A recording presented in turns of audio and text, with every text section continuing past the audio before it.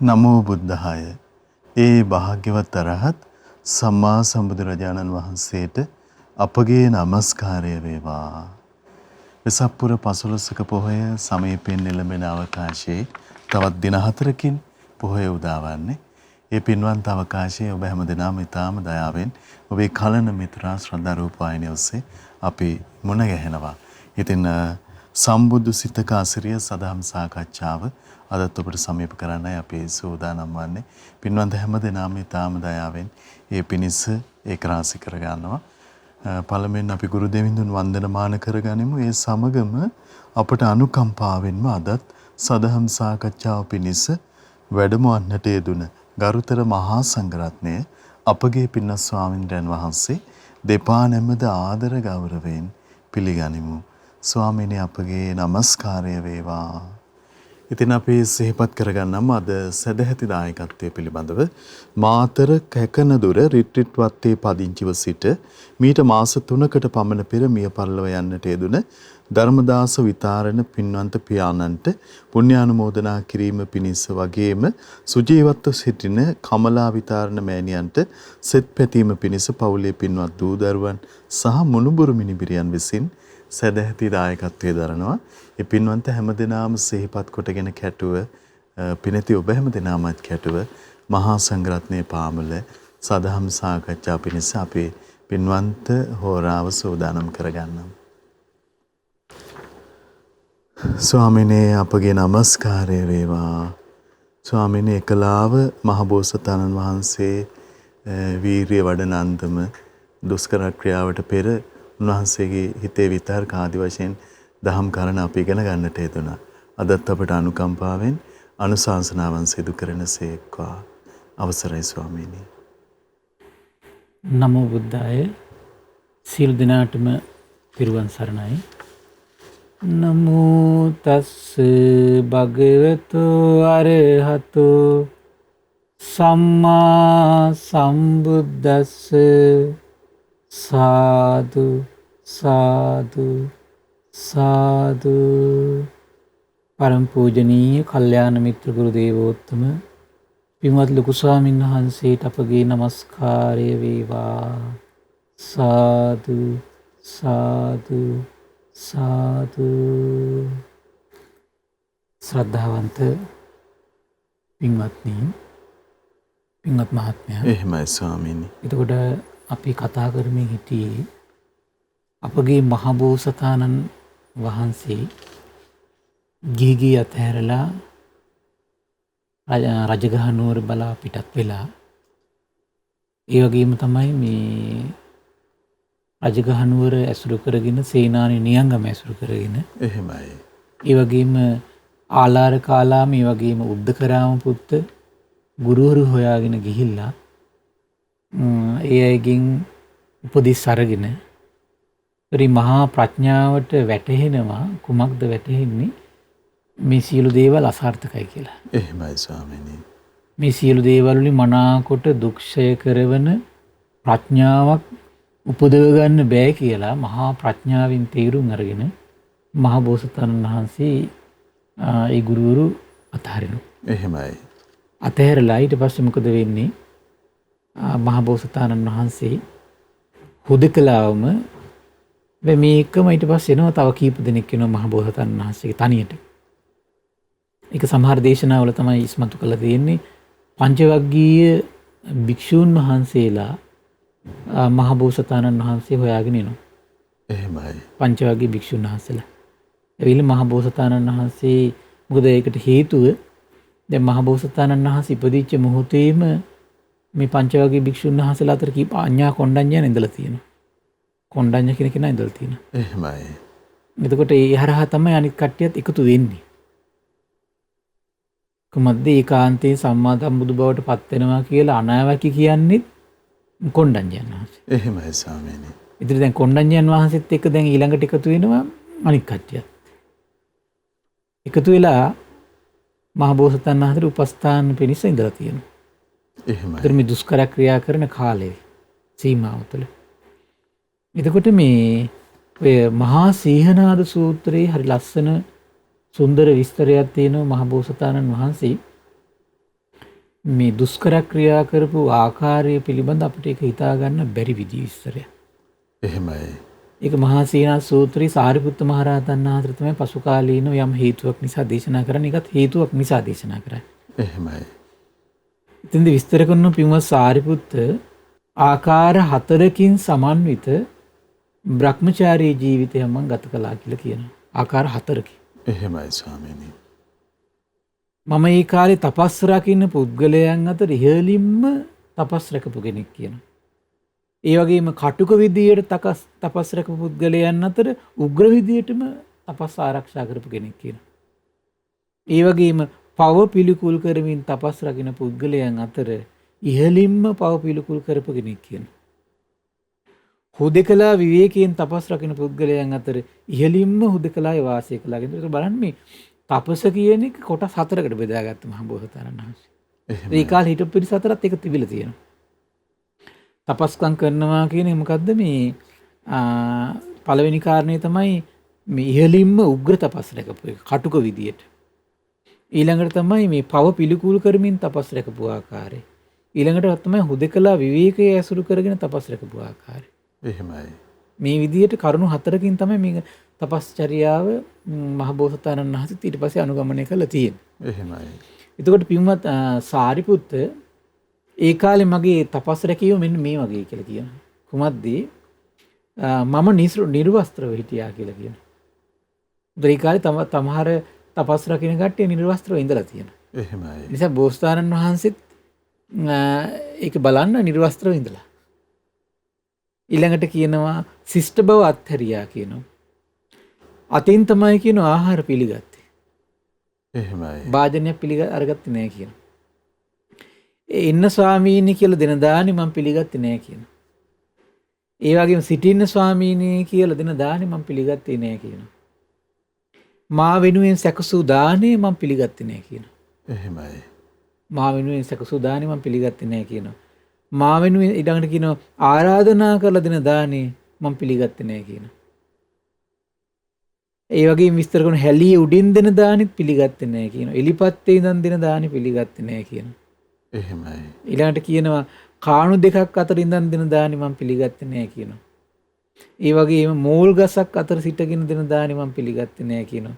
දෙන්නෙක් කෑම කකා ඉන්නකොට එක්කෙනෙක් ඇවිත් දානෙ දුන්නොත් එහෙම පිළිගන්නේ නැහැ කියනවා. එහෙමයි. ඒ කියන්නේ ඒ කාලේ තිබිච්ච මේ දැන් මේ දුක දුරු කරන්න කියලා ඒ කාලේ පිරිස අනුගමනය කරපු දේවල් මේ. එහෙමයි. ඒතර මේ දේවල් බෝසතාණන් වහන්සේ හැම එකක්ම උග්‍ර විදියට අනුගමනය කළා. තව හිතාත් ඒ දේවල් අනුගමනය කළා බෝසතාණන් වහන්සේ. ඊළඟට කියනවා ගර්භණී මවක් දෙනව නම් දෙයක් පිළිගන්නේ නැහැ කියනවා. එහෙමයි. ගර්භණී මවක් දෙනව නම්. ඒ වගේම දරුවන්ට කිරිපෝණ තැනැත්තිය දුන්නු දේවල් පිළිගත්තෙත් නැහැ කියනවා. පුරුෂයෙක් ළඟට ගියපු ස්ත්‍රියක් ඉන්නවනම් ඒකත් පිළිගත්තේ නැහැ කියනවා. ඊළඟට කියනවා සම්මාදම් කළ යම් දෙයක් දුන්නා නම් ඒකත් පිළිගත්තේ නැහැ කියනවා. දානේ දෙන තැන බල්ලෙක්වත් හිටියොත් ඌට නොදී මට දෙන දානේ මම පිළිගන්නේ නැහැ කියනවා. එහෙමයි. ඊළඟට කියනවා මැස්සෝ කැටි ගැහිලා පිරිලා ඉන්න තැන් වල ඉඳගෙන දෙන දානේ බොහෝතනස් පිළිගත්තේ නැහැ කියනවා. ඊළඟට මස් වැළඳුවෙත් නැහැ කියනවා, මාළු වැළඳුවෙත් නැහැ කියනවා. සුරා බිව්වෙත් නැහැ කියනවා, රා බිව්වෙත් නැහැ කියනවා. ලෝණසෝ වීරස්කේ කියන මත්පැන් ජාතිය පිළිගත්තෙත් නැහැ කියනවා. ඒ කාලේ එතකොට ඒවත් ශ්‍රමණ බ්‍රාහ්මණයන්ට දීලා තියෙනවා. එහෙමයි ස්වාමීනි. ඒ කිසි දෙයක් මහ බෝසතාණන් වහන්සේ පිළි අරගෙන නැහැ. ඊළඟට කියන සමහර දවස්වල එක ගෙදරකින් ඒක බත් පිඩයි කියනවා ගන්න. එක ගෙදරකින් එක බත් පිඩයි. ඒ කාලේ තිබිච්ච ක්‍රමය ඒකට. එහෙමයි. දැන් අපිට මේ ධර්මයේ ලැබිච්ච නිසා අපිට හිතෙනවා මේ මොකද්ද මේ විකාරය කියලා. ඒ ධර්මයේ තියෙන නිසා ඒක තේරෙන්නේ. එහෙමයි. මොකද සීලයෙන් අකුසල් දුරු කරනවා, සමාධියෙන් ප්‍රඥාවෙන් මේ ආර්ය අෂ්ටාංග මාර්ගය වඩනවා කියලා අපි අහලා තියෙන නිසා මේව අහනකොට අපිට නිකන් අමුතුයි. එහෙමයි. නමුත් මහ බෝසතාණන් වහන්සේ මේ ආර්ය පරිශ්‍රණය තාම නිරත වෙන ගම. ස්වාමීනි ඒ උග්‍ර තපස දැන්න. එතකොට අපිට දානෙට කොතනින් ලැබෙවිද කියන මේ හැබැයි ඒත් හරි ආශ්චර්යයි. පුදුම සහගත දෙයක් තියෙනවා. මොන උග්‍ර තපස් රැක්කත් බෝසතාණන් වහන්සේට හැමතිස්සෙම හිතේ තියෙන කාමයන්ගෙන් හිත බැහැර කරන්නත් අකුසලයන්ගෙන් බැහැර කරන හිතේ අවශ්‍යතාවය තියෙනවා. එහෙමයි ස්වාමීනි. මොකද ඒකට හේතුව එකක් තමයි දැන් ඒ කාලේ දැන් මේ කියන උග්‍ර තපස් ක්‍රම පිළිපදින යුගයනේ. එහෙමයි. එතකොට ඒ කාලේ දැන් මහබෝසතාණන් වහන්සේ මේ දේවල් අනුගමනය කළේ නැත්නම් මොකද වෙන්නේ? ඒ කාලේ සමහරලාට සම්බුදු බවට පත් වුණාට පස්සේ කියන්න පුළුවන් ඔබ වහන්සේ ඔය ක්‍රමෙන් මේ ක්‍රමෙනුත් අවබෝධ කරගන්න පුළුවන් කියලා. එහෙමයි. එතකොට ඒකේ අනිත් පැත්තට බෝසතාණන් වහන්සේට කරුණු කියන්න බෑ. ඒකට ඒක කළා නැත්තම්. ස්වාමීනි. තේරෙනව නේද? එහෙමයි. එතකොට බලන්න හරි පුදුමයි. මහබෝසතාණන් වහන්සේට සිදුරක්වත් තියන්න බැරි විදියට තමයි බෝසතාණන් වහන්සේ තමන්ගේ වැඩපිළිවෙල වාසය කරන්නේ. සිදුරක්ක. එහෙමයි. දැන් අදරස් සමහර විට ඔය කියනවනේ මේ කසාද හරියන්නේ නැති නිසා තමයි මේ පැවිදි වෙන්නේ. ළමයි නැති නිසා තමයි පැවිදි වෙන්නේ. අරක ලබලා මේක ලබලා කියලා කියන කෑ ගහන ප්‍රලාප දුන්න මේ හිස් මිනිස්සු ඉන්නෝනේ. එහෙමයි. එහෙම වුණාට පස්සේ තමයි කේන්දරේ පාලනයට පස්සේ තමයි පැවිදි වෙන්නේ කියලා ඉවරලා. ඒ කාලෙත් එහෙම ඉඳලා තියෙනවා. එහෙමයි. දැන් බලන්න ඒ නිසා දැන් මහ බෝසතාණන්සේ විවාහ වෙනවා. ඊට පස්සේ නැත්තම් ඊට පස්සේ කිය සමහරවිට දරුවෙක් බිහිවුනේ නැත්තම් කියයි මේ මෙයා මෙහෙම කෙනෙක් කියලා ඉවරලා. එහෙමයි. ඒ වගේ නිඳා කරන ලෝකයක්. දැන් මහ බෝසතාණන් වහන්සේට කිසිම දෙයකින් නිඳා කරන්න බෑ. කිසිම දෙයකින් නිඳා කරන්න බෑ. එහෙමයි. හරි පුදුමයි ඒක. ඒතර දැන් බලන්න ඊට පස්සේ බෝසතාණන් වහන්සේ දැන් ඊළඟට කල්පනා කරනවා ගෙවල් 7කින් බත් පිටවල් 7ක් අරගෙන යපුණ කියන. ඒ විතරක් නෙමෙයි ඊතා කුඩා එක බත් හැන්දෙනුත් යපුණ කියන. ඊතා කුඩා බත් හැන්දි දෙකිනුත් යපුණ කියනවා. ඊතා කුඩා බත් හැන්දි 7කිනුත් යපුණ කියනවා. ඇතැම් දවස්වලට මම දවසටත් එකවරක් පමණක් දානි ගත්තා කියනවා. එහෙමයි. දවස් දෙකකට වරක් දානි ගත්තා කියනවා. ඒ විතරක් නෙවෙයි දවස් 7කට එක වේලක් දානි ගත්තා කියනවා. සති දෙකකටත් එක වේලක් අරගෙන පාඩු හිටියා කියනවා. එහෙමයි. අනික් කාලේ පුරාවට निराහාරව ඒ පුරුදු කරපු තපස් ක්‍රමයක් ඒ කාලේ. එහෙමයි. ඒ කාලේ පුරුදු කරපු කට්ටිය ඉඳලා තියෙනවා. හරි පුදුමයි. දැන් ඒ අතරේ සමහර තැන්වල විස්තර අනුව තේරෙනවා.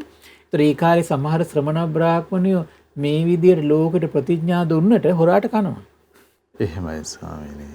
හැබැයි මහ බෝසතාණන් වහන්සේ සත්‍ය ප්‍රතිමූර්තිය කිව්වොත් කිව්වා. එහෙමයි. පුදුම දෙයක් ඒක. අපිට ඒක හිතා ගන්න බෑ. මහ බෝසතාණන් වහන්සේ ආශ්චර්ය විදියට මේ අනුගමනය කරන ආකාරය. එහෙමයි. ඊළඟට කියන මම ඒ කාලේ අමුකොළ විතරක් වළඳලා හිටියා කියනවා.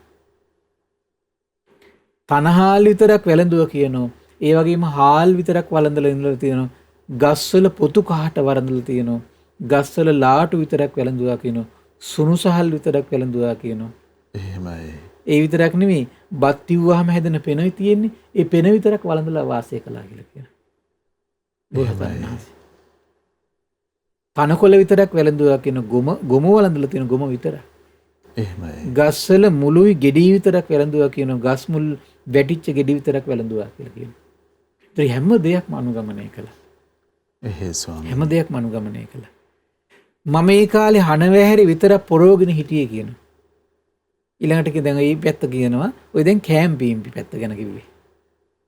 ඊට පස්සේ හනවැහැරි විතරක් පොරෝගෙන හිටියා කියනවා. ඒ වගේම සමහර කාලවලට නොයෙක් නූල් වලින් වියපු රෙදි විතරක් පෙරෙව්වා කියනවා. මිනියොතු රෙදි පොරවන යුගයක් තිබුණා කියනවා. ඒ මහ බෝසතාණන් වහන්සේ මිනියොතුන රෙදි විතර පොරවල වාසය කළා කියනවා. එහෙමයි.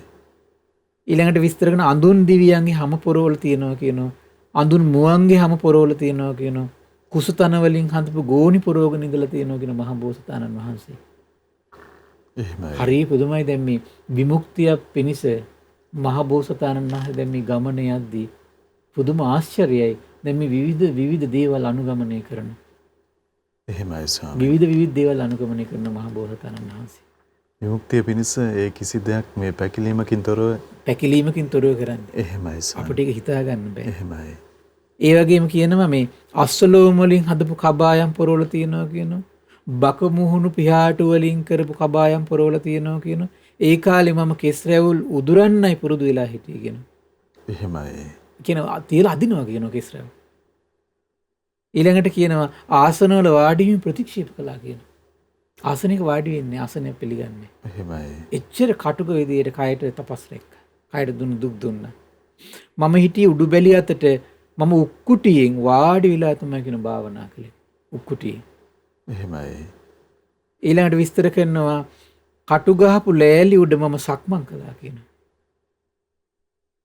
කටු ගහපු ලෑලි උඩ මං හාන්සි වෙලා හිටිය කියන දවසට 3 වතාවක් වතුරේ බැහැලා කිමුදිලා තපස් රැක්කා කියලා කියන. එහෙමයි. මම ওই විදිහට නොඑක ආකාරයට මේ ශරීරයට බලවත් තැලෙන, පොඩි වෙන, දැවෙන, තැවෙන විදිහේ තපස් රැක්ක කියන පින්වත් සාරිපුත්ත ඔන්න ඔය වගේ තපස් ජීවිතයක් තමයි මං ගත කළේ කියන. ওই විදිහ තපස් ජීවිතයක් ගත කළා කියන. එහෙමයි. පින්වත් සාරිපුත්ත මම ගත කරපු කටුක ජීවිතේ මෙන්න මේ විදිහටයි කියන. දැන් කටුක ජීවිතේ විස්තර කරන හරිය ආශ්චර්යයි බෝසතාණන් වහන්සේ. මම අවුරුදු ගානක් ඇඟ පුරා දූවිලි එකතු වෙන හැටිය කියන නාලනේ. එහෙමයි. ඇඟේ දූවිලි තට්ටු බැඳිලා පතුරු ගැලවුණා කියන. පින්වත් සාරිපුත්ත අවුරුදු ගණන් පරණ හරියට නිකන් මේ තිඹිරි කණුවක් හැදිච්ච පතුරු වගේ කියන. ඒතර ඒ විදිහට මගේ ශරීරයේ අවුරුදු ගණන් තිස්සේ දූවිලි බැඳිලා පතුරු හැදෙල් තමයි කියන තිබෙන්නේ. නමුත් මට මේ දූවිලි පතුරු අතින් පිහදලා දාන්න ඕන කියලා හරි කවුරු හරි ඇවිදින් මේ දූවිලි පතුරු පිහදලා දාන්න ඕන හොඳයි කියලා හරි කවදාවත් හිතෙන්නේ නැහැ කියන මහබෝසතාණන්සට. එහෙමයි.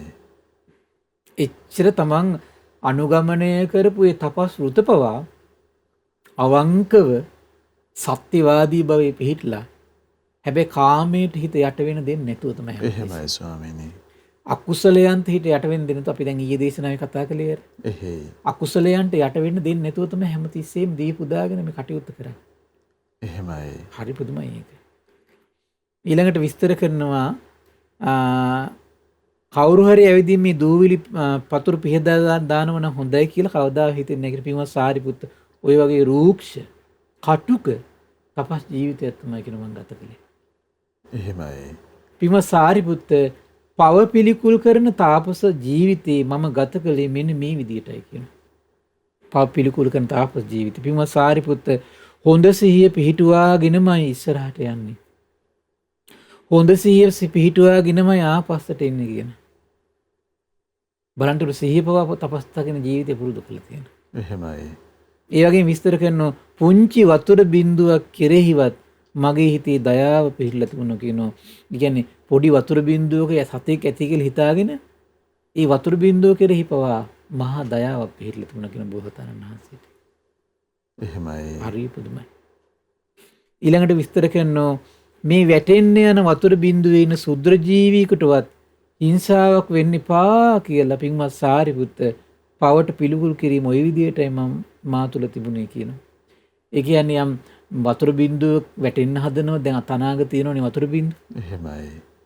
ඒ තනාග බිඳුවේ තියෙන සතාට පවා අවිහිංසාවෙන් වාසය කළා කියන අනේ මේක වැටෙන්න එපා මේකින සතුන්ට හිංසාවක් නොවේවා කියලා හැමතිස්සෙම බෝසතාණන්ස් කල්පනා හිටියා. එහෙමයි ස්වාමීනි. බලන්න එතකොට මේ දුෂ්කර ක්‍රියා කරන සමයේ කුසල පාක්ෂික දේවල්ම නැවත හිතේ පිහිටවන්න මහන්සි අරන් තියෙනවා. එහෙමයි. හරි පුදුමයි ඒක. එහෙමයි ස්වාමීනි. හැබැයි කයට පුදුම විදියට දුක් දෙනවා. ඊළඟට විස්තර කරන පින්වත් සාරිපුත්ත මම විවේකයෙන් දැන් ඔය එකක් තමයි එතකොට දැන් මේ ආහාර පාන සම්බන්ධයෙන් ඊළඟට තමයි මේ කටුක ජීවිතේ ඊට පස්සේ ඕන බලන්න හුදකලා ජීවිතේ. හරි පුදුමයි. පින්වත් සාරිපුත්ත මම විවේකයෙන් හුදකලා ජීවිතේ ගත කළේ මෙන්න මේ විදිහටයි කියන පින්වත් සාරිපුත්ත මම සමහර වනාන්තරවල ඇතුළටම ගිහිල්ලා ඉන්නවා කියනවා.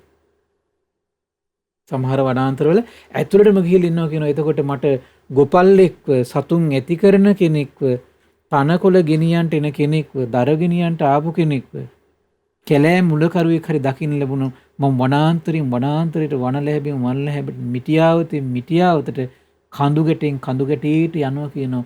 කිසි කෙනෙක් මුණ නොගැසේවා කියලා. එච්චර හුදකලා බව පුරුදු කළා. එහෙමයි. අනබලන් මේ මහබෝසතාණන් වහන්සේ පවා ඒකට මොකද්ද පුරුදු කළ තියෙන්නේ? හුදකලා බව කියන එක පුරුදු කරලා දෙන්න. තනියෙන් ඉන්න ඕන. එහෙමයි ස්වාමීනි. ඒතකොට දැන් ඒ කාලේ ඉතින් මේ සම්මා දිට්ඨිය මොකුත් නැහනේ. එහෙමයි. දැන් මේ පුරුදු කරන්නේ ඉතින් මේකේ අඩුවක් ඇති වෙනවා. මේක පුරුදු කළාට පස්සේ මට විමුක්තියක් ලැබෙයි කියලා දහින් තමයි කරන්නේ. එහෙමයි. ඒකට හරි පුදුමයි. ඒවා මේ උපරිමෙන් ස්වාමීනි. උපරිමෙන් කරනවා ඒ කාලේ කරපු දේවල් පවා. එහෙයි ස්වාමීනි. ඊළඟට කියනවා මේ මොකද්ද මේ ඇයි මම එහෙම කරන්නේ ඒ උදවිය මාව දකින්න නොලැබේවා කියලා කියන. මට ඒ උදවිය මුණ නොගැසේවයි කියලායි පින්වත් සාරිපුත්ත ඒක මෙන්න මේ වගේ දෙයක් කියනවා. වනාන්තරේ මුවෙක් ඉන්නවා කියනවා. ඉතින් ඔය මුවා මිනිස්සු දැක්කාම වනාන්තරයෙන් වනාන්තරයට වනලැහැබෙන් වනලැහැබට මිටියාවතෙන් මිටියාවතට ඒ වගේ කඳු ගැටෙන් කඳු ගැටේට පැනලා දුවනවා කියනවා. පින්වත් සාරිපුත්ත ආන් ඒ විදියමයි ගොපල්ලෙක් හරි සතුන් ඇති කරන කෙනෙක් හරි තනකොළ ගෙනියන කෙනෙක් හරි දර ගෙනියන්න ආපු කෙනෙක් හරි කැලෑ මුරකාරයෙක් හරි මට දකින්න ලැබුණොත් වනාන්තරයෙන් වනාන්තරයට ඊළඟට ලැහැබෙන් ලැහැබලට මිටියාවතෙන් මිටියාවතට කන්දෙන් කන්දට කිසි කෙනෙක් නොපෙනෙන විදියට මහ බෝසතාණන් වහන්සේ තන්නේ කර හුදකලා ජීවිතයක් ගත කළා. එහෙමයි. හුදකලා බවට පුරුදු වෙලා දැන් කටුක බවට දැන් මේ හැම දෙයකටම හේතුව තමයි දැන් මහ බෝසතාණන් වහන්සේට ගිහිගේ අතහරින කාලෙම අදහසක් ඇති වුණා සැපයෙන් සැපයක් ලබන්න බෑ කියලා. එහෙමයි. දුකෙන් තමයි සැපයක් ලබන්න පුළුවන්කම තියෙන්නේ කියලා. එහෙයි. ඒකත් එක්ක තමයි මේ දැන් මේ දේවල් හුරු කරන්නේ බෝසතාණන් වහන්සේ. දැන් අන්තිමට මේ අන්තිම දේශනාවල බොහොම ලස්සනට ඒක විස්තර කරනවා මෙන්න මේ වගේ අදහසක් මට තිබුණා කියලා. එහෙමයි ස්වාමීනි. පින්වත් සාරිපුත්ත ඒ කාලේ මම අපවිත්‍ර දේවල් පවා ආහාරයට ගත්තා කියනවා. ගවයන් නැති වෙලාවට ගොපල්ලන් පිටත් වෙලා ගිය වෙලාවට මම ගාල් වලට යනවා කියනවා. එහෙමයි. ගාල් වලට ගිහිල්ලා කීබොන පැටවුන්ගේ ගොම අනුභව කරනවා කියනවා. එහෙමයි. වැලමිටයි දනිස් දෙකයි බිම තියාගෙන කියන ගොම අනුභව කරන්නේ. ඒ වගේම පින්වත් සාරිපුත්ත මගේ මල පුත්‍රාව ආහාරයට ගත්තා කියනවා. අහෝ පුදුම දුකක් මේ සම්බුද්ධත්වයේ වෙනුවෙන් මහ බෝසතාණන් වහන්සේ විඳිනවා. එහෙමයි ස්වාමීනි. ඉවන් මහා කටුක ගෝර තපස් ජීවිතයක් ගත කරලා උපදව ගන්න සම්බුදු ඥානය ගැන අපි කොතරම්නම් එතකොට හිත පහදව ගන්න ඕනේ. එහෙමයි. දැන් මෙතරම් මහා දුකක් විඳින්නේ ගයක් හදාගන්න නෙමෙයි. යාන වාහනයක් ගන්න නෙමෙයි. මෙලෝ සෝයක් පිණිස නෙමෙයි. පරලෝ සෝයක් පිණිස විතරක් නෙමෙයි. එහෙමයි. ස්වාමීනි. දෙව් මිනිස් ලෝකයාම ජරා ව්‍යාධි මරණ ශෝක පරිදේව දුක් දොම්නස් කියන මේ සෑම දෙයකින්ම ඊතර කරනවා කියන උදාර අරමුණකින් තමයි බෝසතාණන් වහන්සේ වෙන්නේ. එහෙමයි. නිකන් නෙමෙයි. ඊට පස්සේ කියනවා ඒකට කියන්නේ කියනවා මහා විකට භෝජනය කියලා. තමන්ගේ මල මුත්‍රා වළඳන එකට. එහෙයි ස්වාමීනි. පින්වත් සාරිපුත්ත මම භයානක වනාන්තර ඇතුළට ගිහින් ඉන්නවා කියන සමහර කාලවලට. ඒ වනාන්තරවල බිහිසුණු බව මේ විදිය කියනවා. රාගය දුරු නොකළ කෙනෙක් ඒ වනාන්තර ඇතුළට ගියොත් පුදුම විදියට බයටපත් වෙනවා කියනවා. රාගය දුරු නොකළ කෙනෙක් ගියොත් ඇඟේ මවිල් කෙලින් හිටිනවා කියනවා. පින්වත් සාරිපුත්ත මම මේ වනාන්තරයට ගිහින් හිම වැටෙන සීතල රාත්‍රියේ එලිමහනි සක්මන් කර ඉන්නවා කියනවා. එහෙමයි. මම දවල් කාලේ වනලැහැබ්බක් ඇතුළේ ඉන්නවා කියනවා. ග්‍රීෂ්ම කාලේ අන්තිම මාසේ 10 වලට එලිමහනි තමයි කියනවා ඉන්නේ. රැයට වනලැහැබට ආය යනවා කියනවා. ඉතින් පින්වත් සාරිපුත්තු මම එතන ඉන්නකොට මට කවදාවත් අහලා නැති මෙන්න මේ විදිහ ආශ්චර්ය ගාතාවක් ඇති වුණා කියනවා. වනාන්තරයට වෙලාම ඉන්නකොට. එහෙමයි. ඒතර ඒවත් පුරුදු කරලා තියෙන බෝසතාණන්. කිසි කෙනෙක් නොදක ඉන්නත් පුරුදු කරලා තියෙනවා. වනාන්තරයෙන් මහා බිහිසුණු වනාන්තරවල. එහෙමයි. ඒතර ඒවට හුරු වෙලා ඉඳලා තියෙන බෝසතාණන් වහන්සේ. පාරිශුද්ධ ජීවිතයක් සොයමින් යන මුනිවරයෙක් වන මම නිර්වස්ත්‍රවයි ඉන්නේ. ත්‍රී කාලනකට බෝසතාණන් වහන්සේ කොහොමද ඉඳලා තියෙන්නේ? නිර්වස්ත්‍රව තමයි ඉඳලා තියෙන්නේ. එහෙමයි. ඒ වගේම පායන කාලෙට අවුවෙන් පිච්චි ඉන්නවා. ඒ වගේම හිම වැටෙන කාලෙට අධික සීතලේ තෙමි ඉන්නවා. ඒ වගේම බිහිසුණු වනාන්තරයේ තනියම ඉන්නවා. සීතල නැති කරගන්න ගිනි ගොඩක් ගාවටවත් ගියේ නැහැ කියනවා. එච්චරට සීතලට පදම් වෙන්න රස්නයට පදම් වෙන්න කල්පනා කරලා තියෙනවා. එහෙමයි. හුදකලාවට පදම් වෙච්ච හිතක් හදාගන්න. ඊළඟට මේ වනාන්තරයට ගිහලා බිහිසුණු බවට උරුත් දෙන හිතක් හදාගන්න. හරි බුදුමයි මේ. පාරිශුද්ධ ජීවිතයක් සොයමින් යන මුනිවරයෙක් වන මම නිර්වස්ත්‍රවයි ඉන්නේ කියන. ඊට පස්සේ කියන පින්වත් සාරිපුත්ත මම සොහොනට ගිහිල්ලත් නිදා ගන්නවා කියනවා. කොට්ටිට තියාගන්නේ මිනියට කියන. එහෙමයි. පින්වත් සාරිපුත්ත එතකොට ගොපළු පැටව මල් ළඟට ඇවිත් මට කෙල ගහනවා කියන. මගේ ඇඟට චූ කරනවා කියන. මල මුත්‍රා කරනවා කියන. එහෙමයි. පස්සලිනුත් ගහනවා කියනවා. මගේ කන් වලට ඉරටුත් ගහනවා කියනවා. පින්වත් සාරිපුත්ත මට ඒ දරුවන් ගැන තරහසිතක් නම් ඇති වුණේ නැහැ කියනවා. පින්වත් සාරිපුත්ත මේ විදියටයි මම ගත කරපු උපේක්ෂා සහගත ජීවිතය කියලා. කියන්නේ කිසිම හේතුවක් නිසා තරහසිතක් ඇති කරගන්නේ නැති. කිසිම හේතුවක් නැත. එහෙමයි. උපේක්ෂාව කියලා කියන්නේ ඒක එතකොට. හරි පුදුමයි.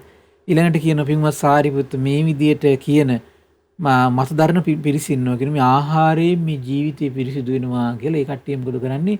මුං ඇට විතරක් වළඳලා ඉන්නවා කියලා කතා කර ගන්නවා කියනවා. නමුත් ඒ කට්ටිය මුං ඇටත් වළඳනවා කියන මුං ඇට පිටි කරලා ඒවත් වළඳනවා කියනවා. එහෙමයි. තම්බලා ඒකත් කනවා කියනවා.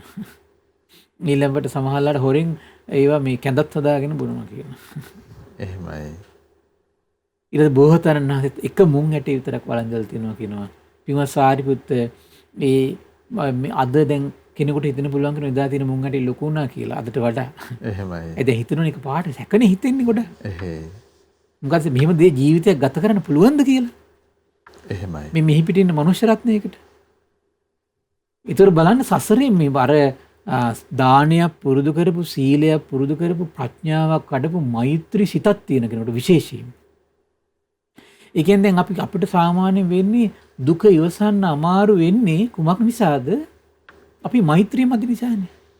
එහෙමයි. පොඩ්ඩක් පීඩාවට පත් වෙච්ච සීතල වැඩි වෙච්ච ගමන් මොකද හිත කිපෙනවා. රස්නේ වැඩි වෙච්ච ගමන් හිත කිපෙනවා. පහස රළු වෙච්ච ගමන් හිත කිපෙනවා. ආහාර පාන වල පොඩ්ඩක් අඩු වෙච්ච ගමන් හිත කිපෙනවා. හැබැයි මහ බෝසතාණන් වහන්සේ කල්ප ගණන් සසරේ මෛත්‍රී පාරමිතාවක් විතර පුරුලා තියෙනවා. උපේක්ෂාව පාරමිතාවක් විතර පුරුලා තියෙනවා. එහෙමයි. ඒතරේ පාරමිතාවක් විදියට පුරුලා තියෙන නිසා තමයි මේ වගේ කටුක දුෂ්කර එදා යුගයේ අනිස්සර මේ ශ්‍රමණීය බ්‍රාහ්මණයෝ තාපසය අනුගමනය කරපු දේවල් මහ බෝසතාණන් වහන්සේ අනුගමනය කරනවා. සියල්ල ඉවසන සිතින් උපේක්ෂා සහගත සිතින් මෛත්‍රී සිතින් සියල්ල වින්දරාගෙන ඉන්නේ. එහෙමයි ස්වාමීනි. ජීවිතේ පරදුවට තියාගෙන අකුසල් දුරු කරන අදහසින් තමයි සියල්ල කරන්නේ මහ බෝසතාණන් වහන්සේ. එතකොට හරි පුදුමයි විස්තර කරනවා මෙහිම කරගෙන යනකොට මුං ඇටයක් විතරක් පවා වළඳලා ඉන්නකොට මොකද කියන්නේ? ඇඟ කෙට්ටු වෙලා ගියා කියනවා. කළුවැල් පුරුක් වගේ වෙනවා කියනවා. එහෙමයි. එච්චර කෙට්ටු වෙලා. ඊට පස්සේ විස්තර කරනවා මම ওই විදියට ඊටමත් යන්තමින් ආහාර ගත්තු නිසා මගේ ඇඟපත හොඳටම කෙට්ටු වෙලා ගියා කියනවා. මම ආහාර කොයිතරම් අඩුවෙන් ගත්තද කිව්වොත් මගේ මේ විස්තර කරන තට්ටම් කෙට්ටු වෙලා ගිහිල් ඔටුවෙක් වගේ වුණා කියලා. එහෙමයි. වට්ටනාවලි කියලා ගැට හැදිච්ච වැල් జాතියක් තියව කියනවා. ඒ වගේ මගේ කොඳුයට පේලිය ඉස්මතු වෙලා ආව කියන එළියට. එහෙමයි ස්වාමීනි. එච්චර කෙට්ටු වෙලා කුෂ වෙලා ආහාර නොගෙන ඉඳලා. ඊළඟට විස්තර කරනවා ගැඹුරු ලිඳක් තියෙනවා කියලා හිතන්න කියනවා. ඒ ලිඳ කොච්චර ගැඹුරුද කිව්වොත් වතුරට යාන්තම් දිලිසෙනවා විතරයි කියනවා.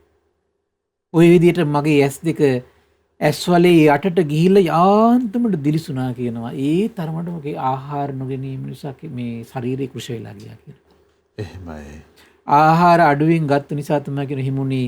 ඒ වගේම අමුවෙන් කඩල අවුවට වේලිලා මැලවිලා ගියාම අර ලබු ගෙඩියක් ගැන හිතන්න කියනවා. එහෙමයි ස්වාමීනි. අර ලපටි වඩු මේ ලබු ගෙඩියක් වේලුණාට පස්සේ මොකද වෙන්නේ? නිකන් රැලි ගහිනවනේ. එහෙමයි. මගේ හිසේ හැමත් මේ විදිහට මැලවිලා රැලි වැටිලා ගියා කියනවා. ආහාර අඩුවෙන් ගත්තු නිසා තමයි කියන මට මේක දෙවුනේ. පින්වත් සාරිපුත්ත මගේ බඩේ හැම අතින් පිරිමදිනකොට කුඳුවට පේලිය අතට අහු වෙනවා කියනවා. කුඳුවට පේලිය පිරිමදිනකොට බඩේ හැම තමයි කියන අතට අහු වෙන්නේ. පින්වත් සාරිපුත්ත ආහාර අඩුවෙන් ගත්තු නිසාම තමයි කියනවා බඩේ හැමයි කුඳුවට පේලිය එකට ඇරිලා ගියේ. මම වැසිකිලි කැසිකිලි යන්න හදනකොට එතනම යටිකුරු වැටුණා කියනවා. පින්වත් සාරිපුත්ත ආහාර අඩුවෙන් ගත්තු නිසාමයි කියනවා ඒ විදිහට සිද්ධ වුණේ. පින්වත් සාරිපුත්ත මේ ශරීරයේ අතපය මම පිරිමදිනකොට ඇඟේ මවිල්ල මුලින් ඉදිරිලා ගැලවිලා වැටෙනවා කියනවා. එහෙමයි. ඊතරම් කටුක තියුණු දුෂ්කර ක්‍රියාවක් මහ බෝසතාණන් වහන්සේ කරලා තියෙනවා. එහෙමයි. හරි පුදුමයි නේද? තවත් කෙනෙකුට නම් ලෝකේ ඒ කරන්න බෑ. එහෙමයි ස්වාමී. ඔරොත්තු දෙන්නේ නැහැ. එහෙයි. ඔරොත්තු දෙන්නේ නැහැ. එහෙමයි. ඊළඟට දැන් ඊට අමතරව මේ කුමකද මේ බෝධිරාජ කුමාරයෙත් ඒ තව ලස්සන කරුණු ටිකක් විස්තර කරනවා. මහබෝසතාණන් වහන්සේ දැන් ওই විදියට ওই දේවල් තපස්කම් කර කර වීරියෙන්ම වාසය කළා කියනවා. වීරිය නම් හැලුන්නේ නැහැ. එහෙමයි. සිහි මුලා නොවි පිහිටලා තිබුණා කියනවා. මේ දුක් පීඩා ඇති වීරිය යුතුව අධික වීරිය නැමැති ඊයෙන් පහර කෑ මගේ ශරීරය නම් වෙහෙසටපත් වුණා කියනවා. හිතත් නොසන්සුන් වුණා කියනවා. එහෙමයි. එච්චරට තද වීරිය කරගෙන තියෙනවා. ඊට තව ලස්සන කරුණු ටිකක් තියෙනවා පින්වත් රාජකුමාරය. එතකොට මට මෙහෙම හිතුණා කියනවා. මොකද්ද? මං තවදුරටත් අප්‍රාණ ධානය වඩනවා නම් හොඳයි කියලා හිතුණා කියනවා. අප්‍රාණක ධානය. එහෙමයි. ඉතින් පින්වත් රාජකුමාරය මං මුඛේනුත් නාසේනුත් කන් වලිනුත් ආස්වාස ප්‍රාස්වාස කිරීම සම්පූර්ණ නතර කළා කියනවා. එතකොට පින්වත් රාජකුමාරය මුඛයෙන් නාසයෙන් කන් වලින් ආස්වාස ප්‍රාස්වාස කිරීම නැවැත් වූ විට මගේ ශරීරයේ අදිමාතෘ වේදනාවක් හටගත්තා කියලා කියනවා. එහෙමයි. අදිමාත්‍ර වේදනාවක් හටගත්තා කියන පින්වත් රාජකුමාරය බලවත් පුරුෂයන් දෙදෙනෙක් දුලවර පුරුෂයෙක්ගේ අත්පා වලින් අල්ලාගෙන ගිනි අඟුරු වලක තවයිද බලවත් තවයිද පින්වත් රාජකුමාරයේ ওই විදියටම මුඛේනුත් නාසේනුත් ඒ වගේම කන් වලිනුත් ආස්වාස ප්‍රස්වාස කිරීම නැවැත් වූ විට මගේ ශරීරයේ අදිමාත්‍ර වේදනාවක් හටගත්තා කියලා. එහෙමයි. බලන්න දැන් එතකොට මේ ආස්වාස ප්‍රස්වාස සම්බන්ධයෙන් එහෙම දෙයක් අනුගමනය කළ දෙන මහ බෝසතාණන් වහන්සේ. එහෙමයි ස්වාමීනි. පින්වත් රාජකුමාරයේ හිත මගේ වීරිය නම් පටන්ගත් විදිහට තිබුණා කියනවා. ඒක නතර කරන්න හිතෙන්නේ නැහැ මහ බෝසතාණන් වහන්සේට. ඒක තමයි පුදුම ආශ්චර්යය. එහෙමයි. දැන් තේරෙන්නේ වීරිය කියන එක විතර පාරමිතාවක් විතර සංසාරේ කොච්චර පුරුලා තියෙනවද වීරිය කියන කාරණාව. මහ බෝසතාණන් වහන්සේ. පින්වත් රාජකුමාරයේ ඒත් මගේ වීරිය පටන්ගත් ලෙසම තිබුණා කියනවා. නොහැකිලී තිබුණා කියනවා. සිහි මුලා නොවී තිබුණා කියනවා. සිහි මුලා වෙන්නේ නැහැ. කොච්චර අධික දුක් දුන්නත් සිහි මුලා වෙන්නේ නැහැ. එහෙමයි ස්වාමීනි. ඒ දුක් පීඩේති වීරියෙන් යුතුව අධික වීරිය නැමැති ඊයෙන් පහර කෑ මගේ ශරීරය නම් වෙහෙසටපත් වුණා කියනවා. නොසන්සුන් වුණා කියනවා. එතකොට පින්වත් රාජකුමාරය දෙවිවරු මාව දැක මෙහිම කතා වුණා කියනවා. ශ්‍රමණ ගෞතමයන් වහන්සේ අපවත් වුණා කියලා සමහර කට්ටිය දෙවිවරු කෑ ගැහුවා කියනවා. මොකද මේ මහ බෝසතාණන් වහන්සේ වැටිලා තියෙනවා කලන්ත හැදිලා. එහෙමයි ස්වාමීනි. දොට්ට පිළිඩවත් යන්න බෑ කියන වැටිනවා කියනවා. එච්චර තියුණු කටුක විදිහට මේ කායට දුක් දීලා තියෙනවා. එහෙමයි. ඊළඟට කියනවා මේ සමහර දෙවිවරු කිව්ව කියනෝ නෑ මේ ශ්‍රමණ ගෞතමයන් වහන්සේ අපවත් වුණේ නෑ. නමුත් අපවත් වේවි කියලා සමහර දෙවිවරු කෑ ගැහුවා කියනවා. ඒ වගේම කියනවා නෑ ශ්‍රමණ ගෞතමයන් වහන්සේ අපවත් වුණේ නෑ අපවත් වෙන්නෙත් නෑ. ශ්‍රමණ ගෞතමයන් වහන්සේ රහතන් වහන්සේ නමක් කියලා සමහර දෙවිවරු කිව්වා කියනවා. එහෙමයි. රහතන් වහන්සේලා වැඩ වාසය කරන්නේ ඔය ආකාරයටයි කියලා. දැන් බලන්න එතකොට ඒ කාලේ දැන් දිව්‍ය ලෝකවල සමහර විට මේ කතාව සිද්ධ වෙන ක්‍රමය මේක. එහෙමයි. දැන් ඒකනේ දුෂ්කර ක්‍රියාවෙන් නිකලෙස් වෙනවා කියලා තියෙන ලෝකයක් නෙමෙයි තියෙන්නේ. ඒතොර හිතන් ඉන්නවා හරි නිකලෙස් වුණා මෙහෙම තමයි ඉන්නේ කියලා. ස්වාමීනි ඒ වෙන විට තිබුණු ලෝකයේ අදහස. ස්වභාවය මේක. එහෙමයි. නිර්වස්ත්‍ර වෙලා හිටියනම් නිකලෙස් කියලා හිතනවා. එහෙමයි. කෑම අඩු කරලා හිටියනම් නිකලෙස් කියලා හිතනවා. එහෙමයි. ඒතර අනිත් ලෝකයා සියලු දෙනා අසත්‍ය තුල දෙව් මිනිස් ලෝකයට ප්‍රතිඥා දීලා වාසය කරද්දී මහ බෝසතාණන් වහන්සේ හරි ආශ්චර්යයි අසත්‍ය තුල ඉන්නේ. ඊට පස්සේ විස්තර කරනවා එතකොට පින්වත් රාජකුමාරය දෙවිවරු මේ එතකොට පින්වත් රාජකුමාරය මට මෙහෙම හිතුණා කියනවා. එහෙමනම් මං ਸਰව ප්‍රකාරයෙන්ම දැන් ආහාර ගැනීම නවත්වන ප්‍රතිපදාවට එනවා කියලා. එහෙමයි. එතකොට පින්වත් රාජකුමාරය දෙවිවරු මන් ළඟට ආවා කියනවා. හරි පුදුමයි. ඒක දෙවිවරු ඇවිල්ලා ඒ කාලේ. අනේ නිදුකාරණී ਸਰව ප්‍රකාරයෙන් නම් ආහාර නොගැනීමට නම් පැමිණෙන්න එපා. ඉඳින් යම් හේකින් ඔබ වහන්සේ ਸਰව ප්‍රකාරයෙන් ආහාර නොගෙන සිටින ප්‍රතිපදාවට බැසගත්තොත් අපි ඔබ වහන්සේගේ සිරුරේ රෝම කූප තුලින් දිව්‍යෝජස් ඇතුළු කරනවා කියලා. එහෙමයි. එතකොට ඔබ වහන්සේ එයින් යැපේවි පින්වත් රාජකුමාරය. එතකොට මට මෙහිම හිතුණා කියනවා මම ਸਰව ප්‍රකාරයෙන් ආහාර නොගන්න ප්‍රතිපදාවට බැසගත්තොත් දෙවියොත් මාගේ රෝම කූප වලින් දිව්‍යෝජස් මේ ශරීරයට දැම්මොත් එයින් මම යැපුණොත් ඒ මගේ ප්‍රතිපදාව බොරුවක් වෙනවා. ඒ ප්‍රතිපදාව බොරුවක් වෙනවා. පින්වත් රාජකුමාරය ඉතින් මං මේ දෙවියන්ගේ අදහස ඒයින් කම්නතයි ප්‍රතික්ෂේප කළා කියන. එහෙමයි. හෘදේ දෙවියන්ගේ අදහසට අනුව මේ දැන් ලෝකෙට කියන්න බෑනේ මම සම්පූර්ණ ආහාර අරගෙන නතර කරලා තියෙන්නේ කියලා. එහෙමයි. මොකද ඒකට හේතුව ඒකට බොරුවක් කිනෝනේ. එහෙමයි ස්වාමීන්. හරි ආශ්චර්යයි. පින්වත් රාජකුමාරය එතකොට මට මෙහිම හිතුණා කියන මොකද්ද? එහෙමනම් මං මුං යුෂ වේවා, කොල්ලු යුෂ වේවා, කඩල යුෂ වේවා, මෑ යුෂ වේවා ටික ටික හෝ ස්වල්පයක් පමණක් ආහාරට වශයෙන් ගන්නවා කියලා. ඉතින් එහෙම හිතලා මොකද උනේ? රාජකුමාරයේ මම මුං යුෂ විතරක් වළඳලා හිටියා කියනවා.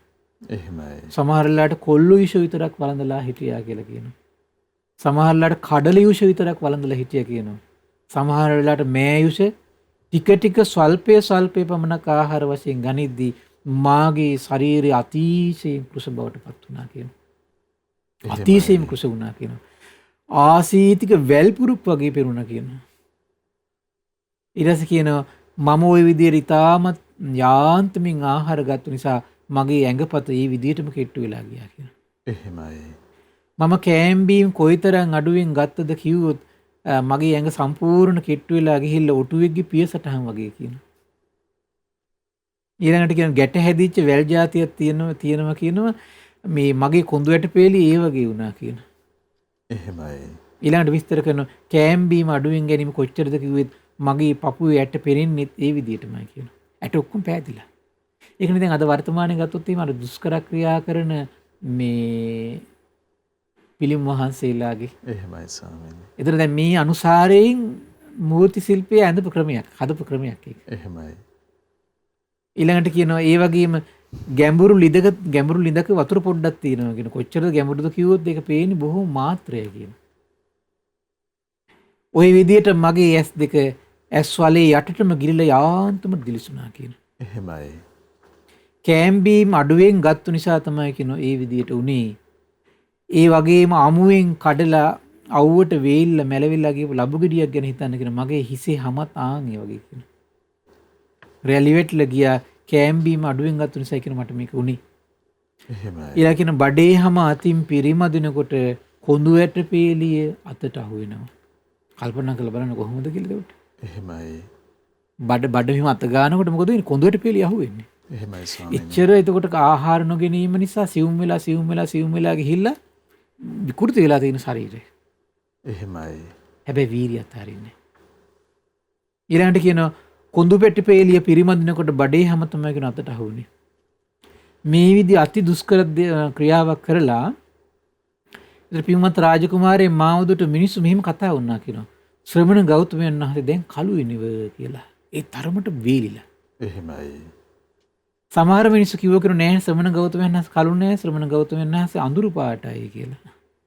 ඇතැම් මිනිස්සු කිව්ව කෙනා නෑ ශ්‍රමණ ගෞතමයන් වහන්සේ කළුත් නෑ අඳුරු පාටත් නෑ රන්වන් පාටයි කියලා. ඒ ඉස්සර දැකපු කට්ටිය ඉන්නවනේ. එහෙමයි. පින්වත් රාජකුමාරය අල්පාහාර හේතුවෙන්මයි කියන මගේ මේ සමීප හැය මේ විදිහට නැතිලා ගියේ. පින්වත් රාජකුමාරය එතකොට මට මෙහිම හිතුණා කියන මොකද්ද? අතීත කාලයේ සිටි යම් ශ්‍රමණයන් වේවා, බ්‍රාහ්මණයන් වේවා, උපක්‍රමයකින් කළ යුතු යම් තාක් තියුණු කටුක දුක් වේදනා වින්දා නම් මෙපමණකින්ම තමයි විඳින්න තියෙන්නේ. ඒ තරම් වැටහීමක් එදෙන බොහෝතන් අතර. එහෙමයි. මින් එහාට කයට දුක් වේදනා දෙන ක්‍රමවේද නැහැ. ඒ සෑම ක්‍රමවේදයකින්ම මහ බෝසතාණන් වහන්සේ කයට දුක් දීලා ඉවරයි. අනාගතයේ යම් ශ්‍රමණයන් වේවා බ්‍රාහ්මණයන් වේවා උපක්‍රමයකින් යම්තා කටුක දුක් වේදනා දෙනවනම් මේ විදිහට තමයි දෙන්න තියෙන්නේ. මීට එහා දෙන්න දුකක් නැහැ අනාගතයේ ශ්‍රමණයෙකුටවත්. එහෙමයි. ඒ වගේම කල්පනා කළා කියනවා මේ වර්තමානයේ යම් ශ්‍රමණයෙක් වේවා බ්‍රාහ්මණයෙක් වේවා යම් උපක්‍රම කළා කයට දුක් දෙනවනම් මේ විදිහට තමයි දෙන්න තියෙන්නේ. ඊට එහාට නම් දෙන්න විදියක් නෑ කියලා අවබෝධයකට ඇතුණා කියනවා. එච්චරට කල්පනා කර ශරීරයට දුක් දීලා තියෙනවා. එහෙමයි ස්වාමීනි. එසේ නමුත් මෙතරම් කටුක දුෂ්කර ක්‍රියාවකින් වුණත් මනුෂ්‍ය ස්වභාව ඉක්මවා ගිය ආර්ය ඥාන දර්ශනයක් ලබා ගන්න බැරි වුණා කියලා. හරි පුදුමයි. ඒකයි දුෂ්කර ක්‍රියාව අතහරින්නේ. එහෙයි ස්වාමීනි. සත්‍ය අවබෝධයේ පිණිස හේතු වෙන මායයක් ඉපදුන්නේ නැහැ කියනවා. කුමක් නිසාද? ඒ විදියට ජීවත් වෙලා ප්‍රතිපත්ති යෙදිලා ඊතරම් දුෂ්කර ක්‍රියාවක යෙදිලා මට මනුස්ස ස්වභාව ඉක්මවාගේ ශ්‍රේෂ්ඨ වූ අවබෝධයක් ඥානයක් මට ලබා ගන්න බැරුණා කියන එකට හේතුව කුමක්ද? චතුරාර්ය සත්‍ය අවබෝධ උපකාර වෙන. ඒ වගේම ආර්ය වූ නිවන පිණිස පවතිනා වූ ඒ ආර්ය මාර්ගයේ දෙන තැනත්තගේ දුක් මනාකොට ශ්‍රේ වීමට පමුණවන්නා වූ යම් ආර්ය ප්‍රඥාවක් ඇද්ද මේ කිසි ප්‍රතිපදාවකින් ආර්ය ප්‍රඥාව ඉපදුනේ නෑ කියලා කියනවා. එහෙමයි ස්වාමීනි. එනම් මේ දුෂ්කර ක්‍රියා කයට කොතරම් දුක් දුන්නත් සිත තියන්න ඕන තැන නැත්තම් සිත හදන්න ඕන තැන නැත්තම් ආරි සත්‍ය අවබෝධයට අවශ්‍ය කරන ප්‍රඥාව උපදින්නේ. එහෙමයි ස්වාමීනි. අර ඒක මේ වගේ නිකන් අර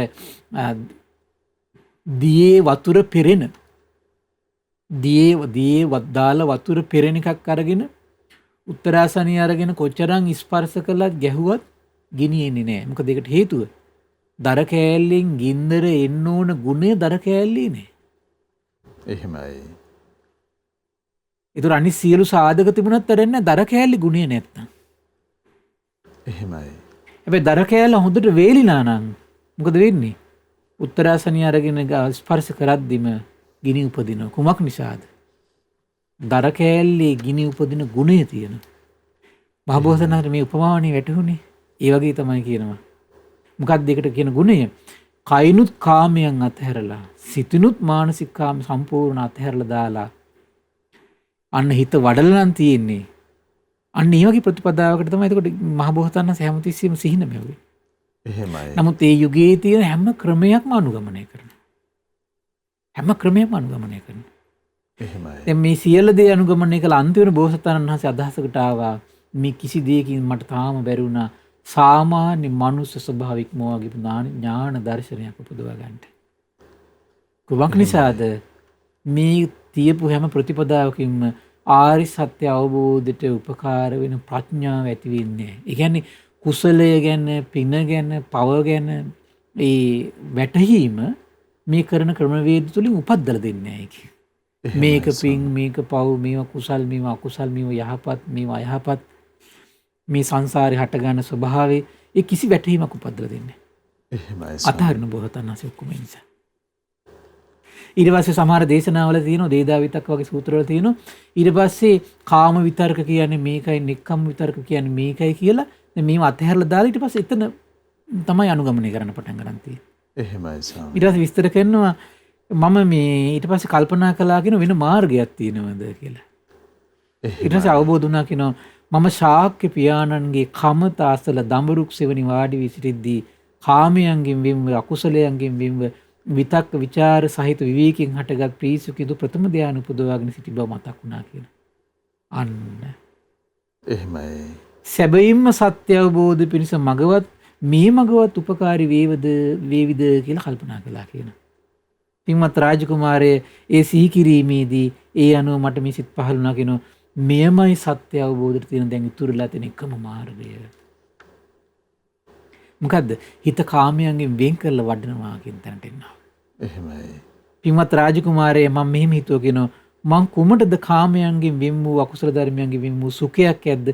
ඒ වගේ සැපේට මම බය වෙන්නේ මොකටද? මෙච්චර කල් බය වෙලා හිටියනේ. එහෙමයි. සැපේකින් සැප ලබන්න බෑ කියලා හිටි. දුකින් සැප ලබන්න පුළුවන් කියලා. එහෙමයි ස්වාමී. ඒකට හේතුව කොහොමද? ඇයි සාමාන්‍ය ලෝකයා විඳින්නේ නැති අධිකතර වූ හිතා ගන්න බැරි කාම සැපයක් තුළ බෝසතාණන්සේ හිටියා. එහෙම ඉඳිද්දි මේ ආරි සත්‍ය අවබෝධයට අවශ්‍ය කරන ප්‍රඥාව ඉපදුන්නේ නැහෙනි. එහෙමයි. ඒ නිසා තමයි කල්පනා කළේ සැපේට බය වුණේ ඒකයි. සැපේකින් නම් මේ සැපයක් කවදා ලබා කරන්න බෑ කියලා. ඒ නිසා තමයි දුක් දෙන්න පටන් ගත්තේ ඊළඟට.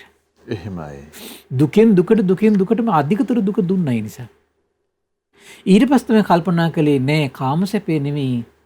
දැන් ඉදාරිත කොට අර දඹරුක් සෙවණිදි උපදවගත්තු කාමයන්ගෙන් වෙන් වෙච්ච සැපය ගැන මතක් වුණා ඊට පස්සේ. එහෙනම් අනිවාර්යෙන් මේ සැපේ මට සත්‍ය අවබෝධය පිණිස අනුග්‍රහ කරාවි කියන තැනට ආවා ඊට පස්සේ. එහෙමයි. පින්වත් රාජකුමාරයා මට මෙහෙම හිතුණා කියනවා කාමයන්ගෙන් වෙන්ව අකුසල ධර්මයන්ගෙන් වෙන් වූ යම් මේ සුඛයක් ඇද්ද ඒ බුදු සැපයකට මම බය වෙන්නේ නැහැ කියලා. එතකොට පින්වත් රාජකුමාරයා මට මෙහෙම හිතුණා මේ අතිශයින් දුර්වල කෘෂියෝගී ශරීරයෙන් නම් මේ සැපේ දැන් මට ළඟා කරගන්න බෑ.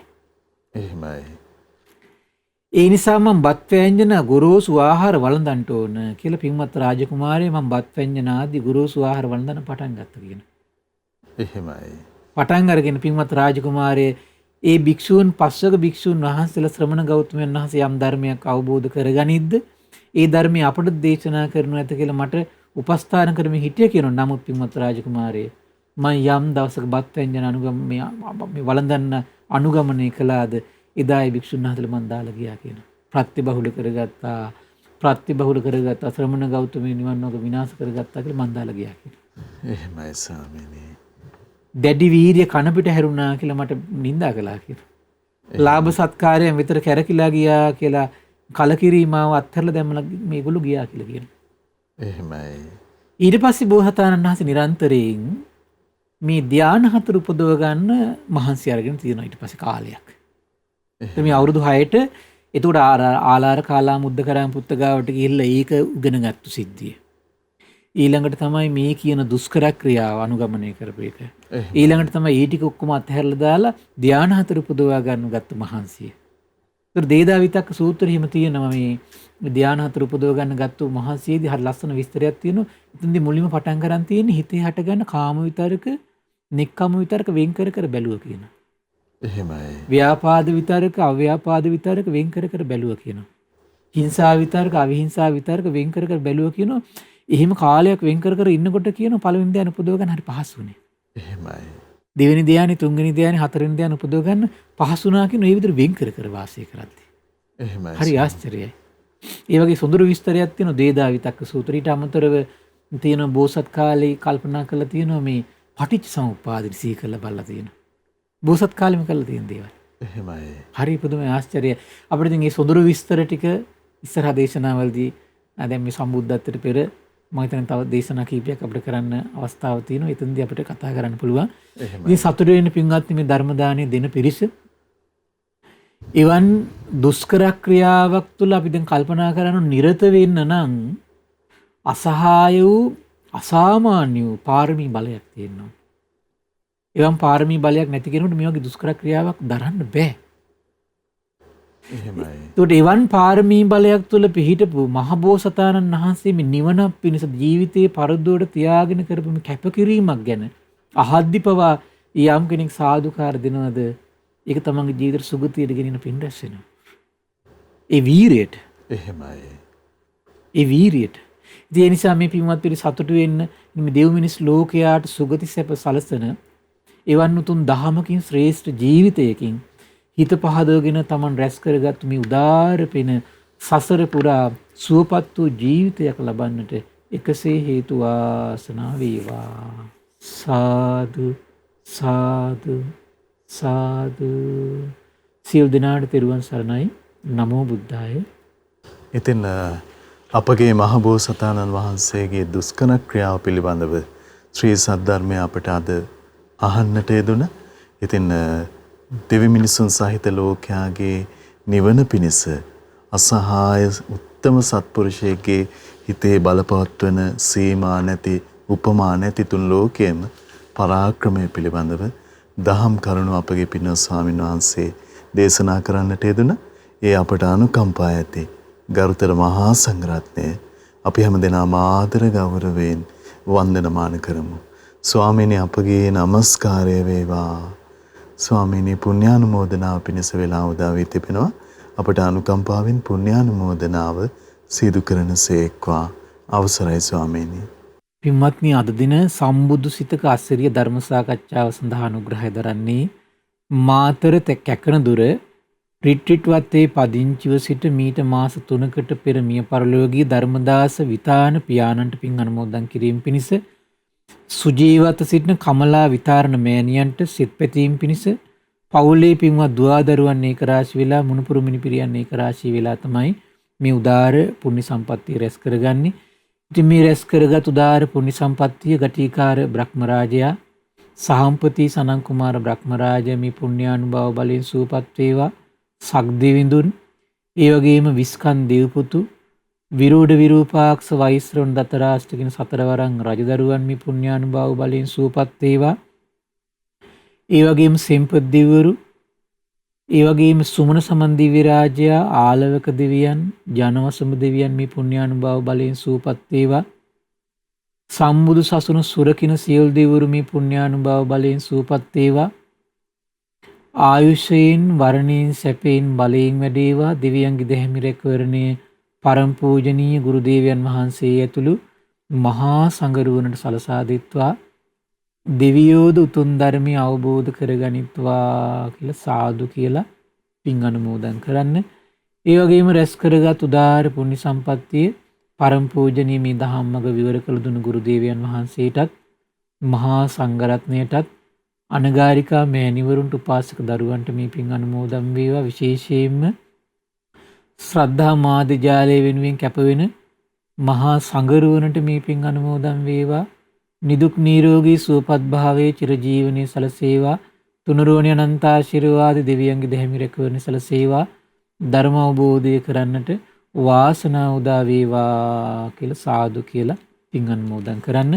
ඒ වගේම රැස් කරගත් උදාාර පුණ්‍ය සම්පත්තිය ඒ අද දවසේ ධර්ම දාණය සඳහා මූලිකත්වයෙන් කටයුතු කළ සියලු දෙනා නමින් මිය පරලෝකීය සියලු ඥාතීන්ටත් විශේෂයෙන් මාතර කැකනදොර රිට්ටිට් වත්තේ පදිංචිව සිට මීට මාස 3කට පෙර මිය පරලෝකීය ධර්මදාස විතාරණ පියාණන්ට මුත්තණුවන්ට මේ පින් අනුමෝදන් වේවා. පරලෝ වශයෙන් සැපවත් වේවා, සුවපත් වේවා, වහවහ සසර දුකින් අත් මිදේවා කියලා සාදු කියලා පින් අනුමෝදන් කරන්න. ඒ වගේම රැස් කරගත්තු උදාාර පුණ්‍ය සම්පත්තිය අද දවසේ ධර්ම දානය සඳහා උපකාර කළ කමලා විතාරණ මෑණියන්ට, ඒ වගේම මේ පවුලේ සියලු දෙනාටමත්, ඒ වගේම දරුමුණුබුරු මිනිපිරියන් ඇතුළු පවුලේ සියලු දෙනාට නිදුක් නිරෝගී සුවපත් භාවයේ සැලසේවා. කොරෝනා වෛරසය හේතුවෙන් රෝග දුක් විඳින සියලු දෙනාට මේ පින් අනුමෝදන් වේවා. නිදුක් නිරෝගී සුවපත් භාවයේ සැලසේවා. ඒ වගේම ශ්‍රද්ධා මාසික ධර්ම දාන සියලු සමාජික සමාජිකාවන්ට, ශ්‍රද්ධා කාර්ය මණ්ඩලයේ සියලු දෙනාටමත්, ඒ වගේම ධර්ම ශ්‍රවණය කළ ඔබ සියලු දෙනාට අපගේ පින්බර දෙමව්පියන්ට මේ පින් අනුමෝදන් වේවා. නිදුක් වේවා, නිරෝගී වේවා, සුවපත් වේවා. ධර්ම අවබෝධයෙන් සැනසෙන්නට මේ පුණ්‍ය සම්පත්තිය එකසේ හේතු වාසනා වේවා කියලා සාදු කියලා පින් අනුමෝදන් වෙන්න. සියලු දෙනාටම තෙරුවන් සරණයි. නමෝ බුද්ධාය.